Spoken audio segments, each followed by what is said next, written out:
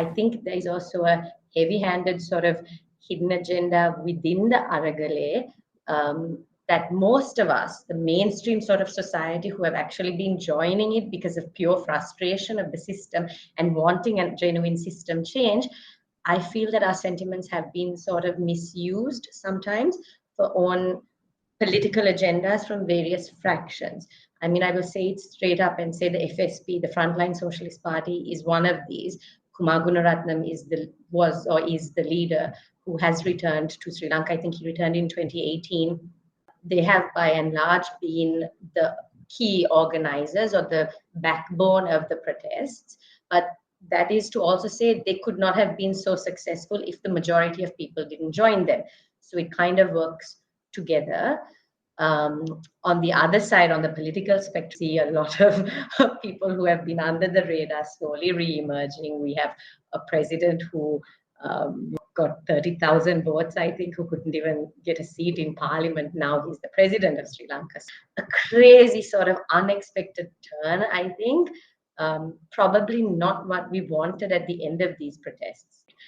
But this is what it is. And I think as citizens, we need to also be quite conscious and aware of the different players who might be misusing us for their various agendas. So it could be either from the Aragale side or also from the political spectrum. If you look at the last 74 years since independence, we've had strong nationalistic sort of Sinhala Buddhist backbone and narrative in this country.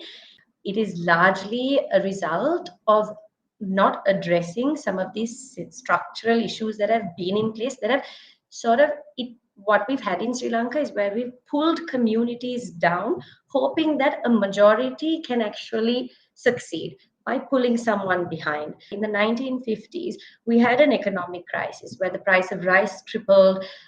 During that time, instead of thinking of how we can grow the cake, what our leaders and what our society, what all of us demanded was to discriminate against the Tamil population who were perceived as doing better.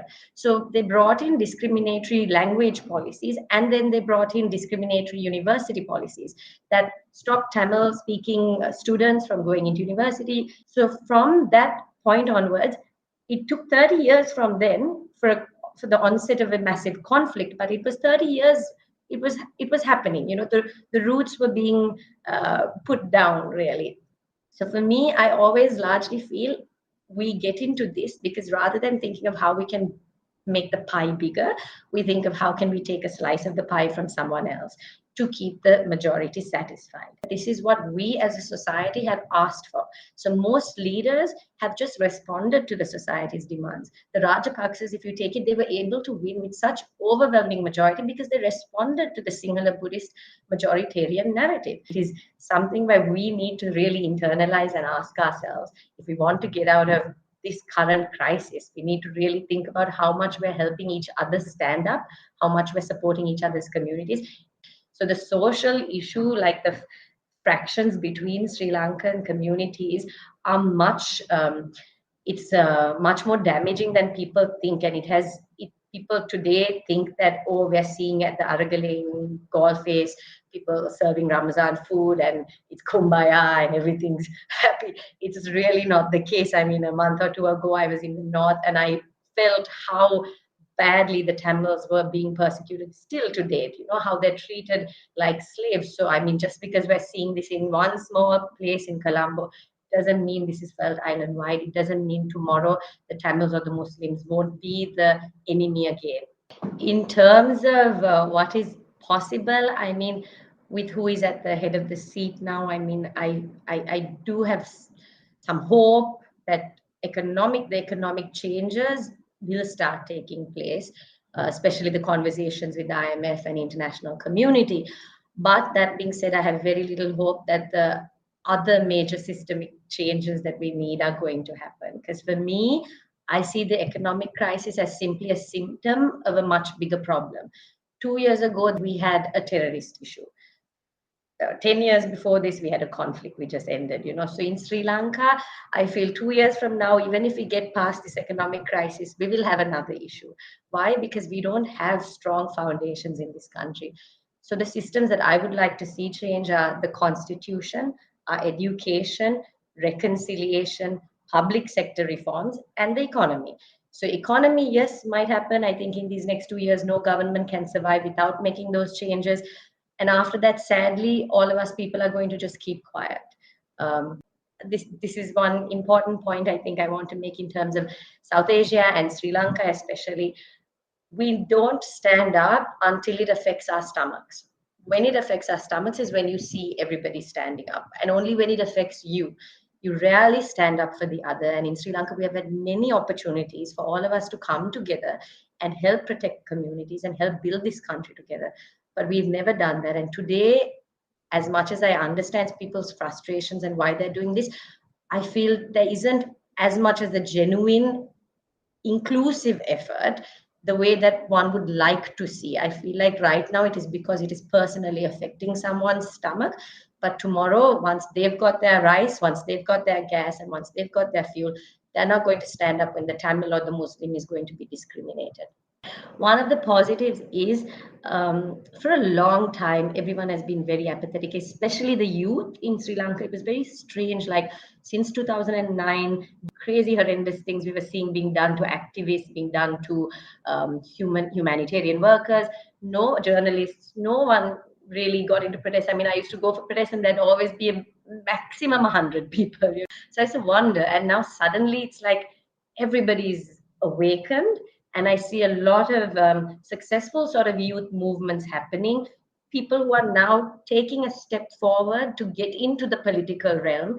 A year ago, it was sort of like, you don't want to get into politics. Like civil society thought that we were better than politics. We don't want to get into that.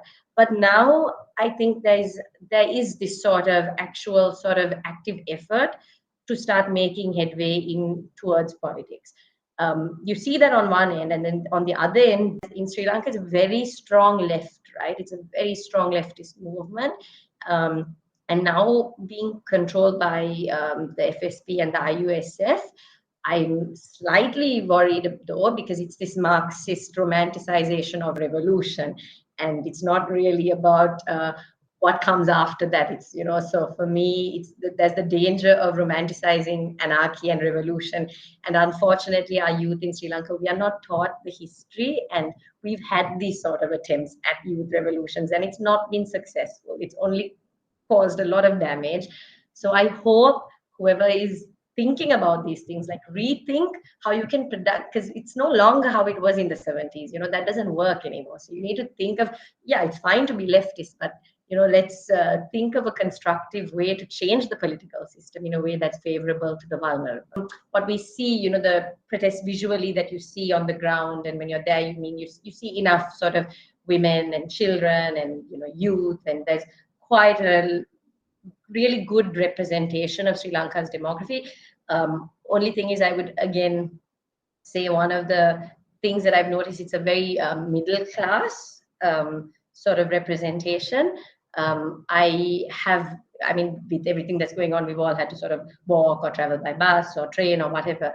And I feel like the people who are truly struggling from what is going on, you'll see them there. Those are the spaces you'll see them, because they're rushing to get to work, or they're, you know, finding a way home, or, you know, I don't think they have the time to visibly be there in those protest spaces. So yeah, I think most of the protest spaces that you go to, it's a certain class of people, it's the university students, you know, so there's that kind of representation as well. I would believe that what has happened today, the changes that we're seeing, it could go either way. So we're at a very crucial sort of turning point, I think, and you're seeing the youth awaken, you're seeing people asking questions. Why did we get into this sort of state? So I'm hoping they dig deeper into the answers rather than just a sort of, right now the answers are the Rajapaksas stole money.